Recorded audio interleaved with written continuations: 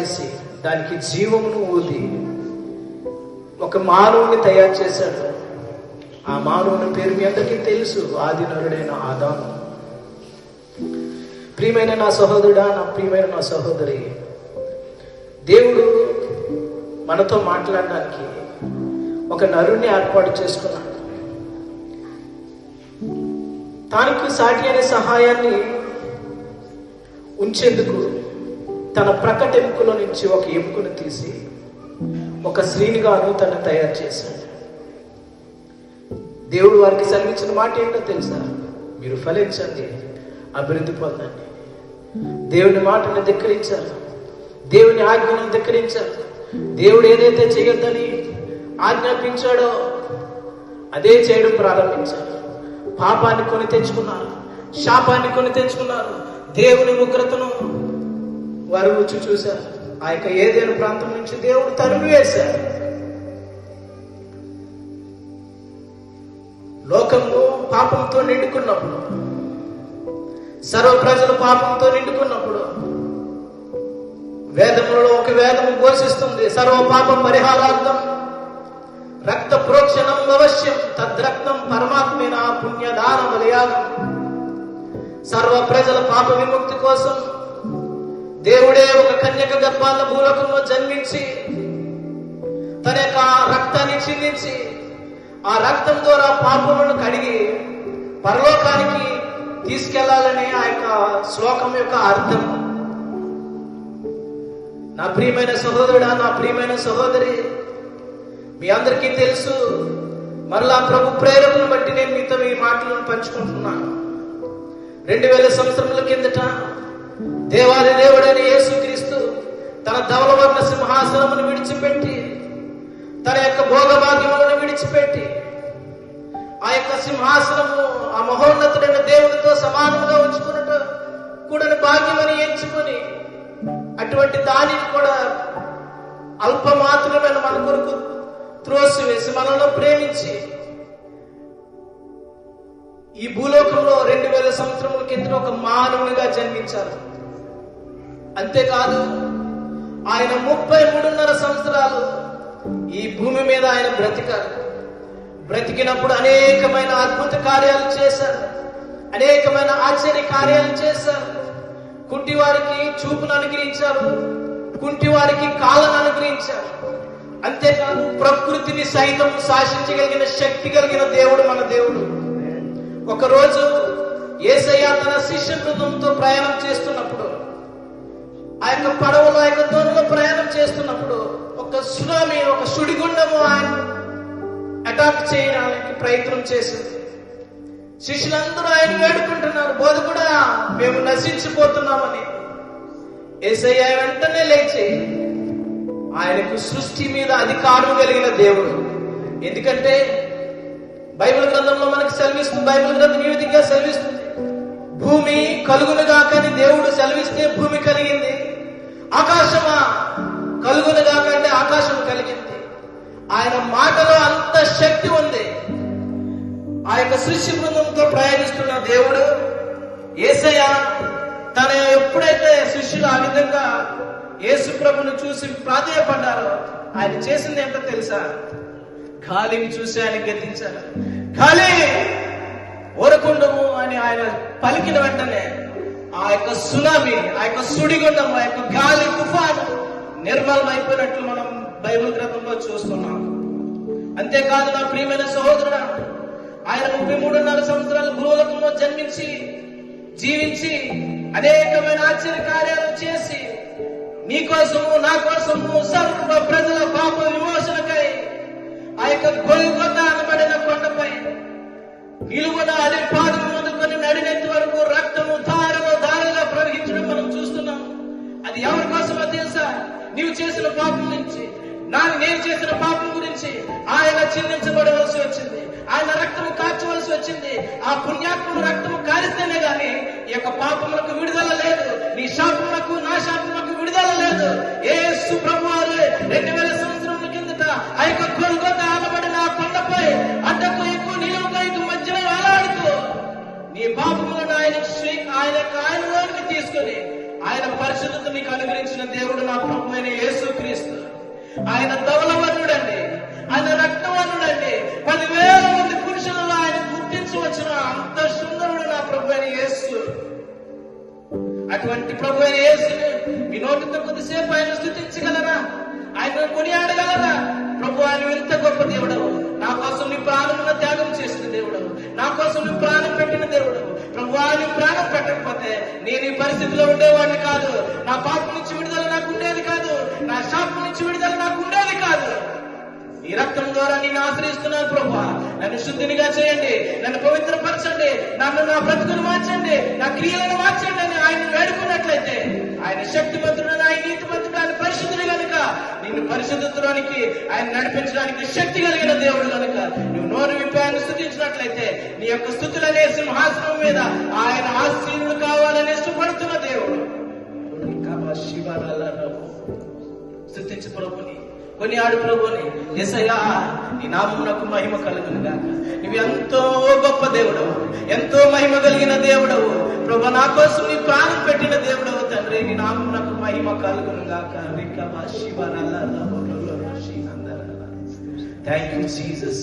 అటువంటి దేవుణ్ణి మనస్ఫూర్తిగా ఆరాధన చేస్తూ ఆయన నామాన్ని మహిమపరుస్తున్నాను. హల్లెలూయా హల్లెలూయా హల్లెలూయా. యేసయ్యా మీకు వందనాలు, యేసయ్యా మీకు వందనాలు, వందనాలు వందనాలు వందనాలు. Thank you Jesus. హల్లెలూయా.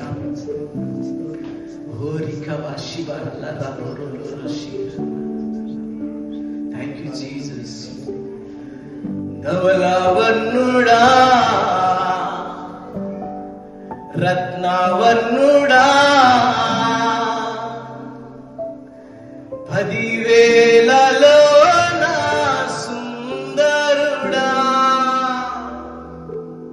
ఆయన 10,000 మంది పురుషుల్లో ఆయన గుర్తించవచ్చును.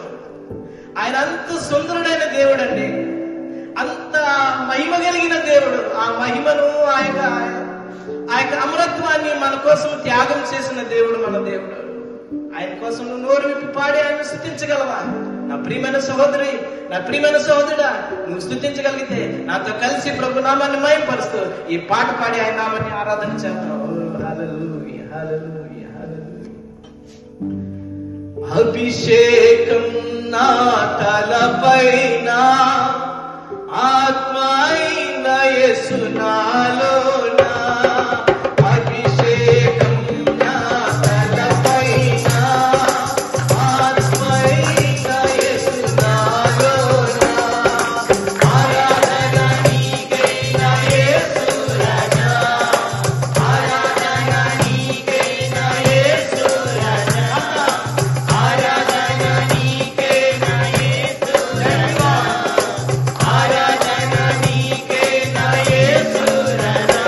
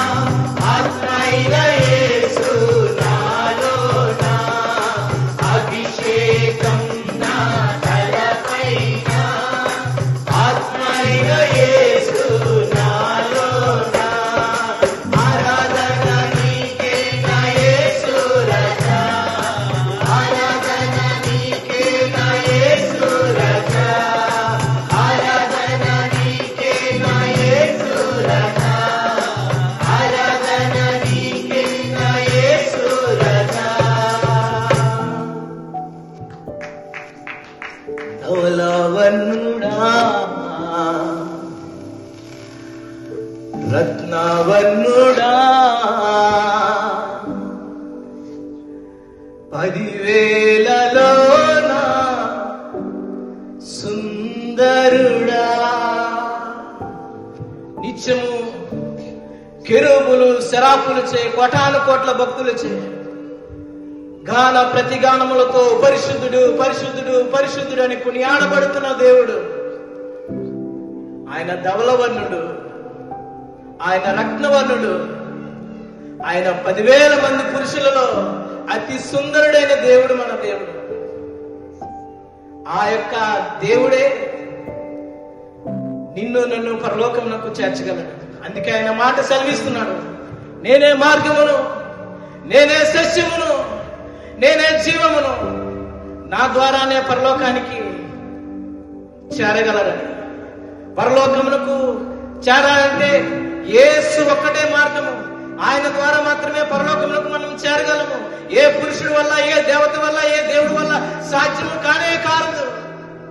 కానేరదు. యేసు ద్వారానే అది సాధ్యమవుతుంది. ఆయనే పరలోకమునకు ఏకైక మార్గము. వేరే మార్గములు లేవు. దాన ధర్మాలు చేసినంత మాత్రాన, రక్తదానం చేసినంత మాత్రాన, పుణ్యదానాలు చేసినంత మాత్రాన, బలియాగాలు చేసినంత మాత్రాన మనం పరలోకమునకు పోము. గాని ఆ పరిశుద్ధిని ఆశ్రయించినప్పుడు, ఆ పరిశుద్ధిని యొక్క రక్తము మనం వేడుకున్నప్పుడు మనల్ని పవిత్రులుగా చేయగలిగిన శక్తిమంతుడు మన ప్రభు అయిన యేసు. అటువంటి దేవుణ్ణి మనం మనస్ఫూర్తిగా ఆరాధన చేయడానికి ఆయన కృపను మనకు అనుగ్రహించినందుకు ఆయనకు కృతజ్ఞతాస్తుతులు చెల్లిస్తూ ఈ పాట యొక్క ప్రార్థన చేసుకొని ఈ యొక్క ఆరాధన ఆయనకి సమర్పణ చేసుకున్నాను. ప్రేమ కలిగిన మా తండ్రి, ఇంతసేపు నాయన నీ నామాన్ని ఆరాధన చేయడానికి నీవు మాకు ఇచ్చిన ధన్యతను బట్టి, కృపను బట్టి మీ కృతజ్ఞతాస్తుతులు చెల్లిస్తున్నాను. మమ్మల్ని ప్రేమించి మా పాపములను శాపములను కడిగి శుద్ధీకరించి నీ కుమారులుగాను నీ కుమార్తెలుగాను మమ్మల్ని తయారు చేసినందుకు మీకు వందనాలు ప్రభు. మేము ఈ భూలోకంలో జీవించినంత కాలం నీకు ఉపయోగకరమైన బిడ్డలుగా, నీ నామములకు మహిమకరమైన బిడ్డలుగా మేము జీవించినట్లు నీ కృప చేత మీరు మమ్మల్ని బలపరచమని యేసుక్రీస్తు శక్తి కలిగిన నామమున ప్రార్థించి వేడుకుంటున్నాను తండ్రి. ఆమేన్.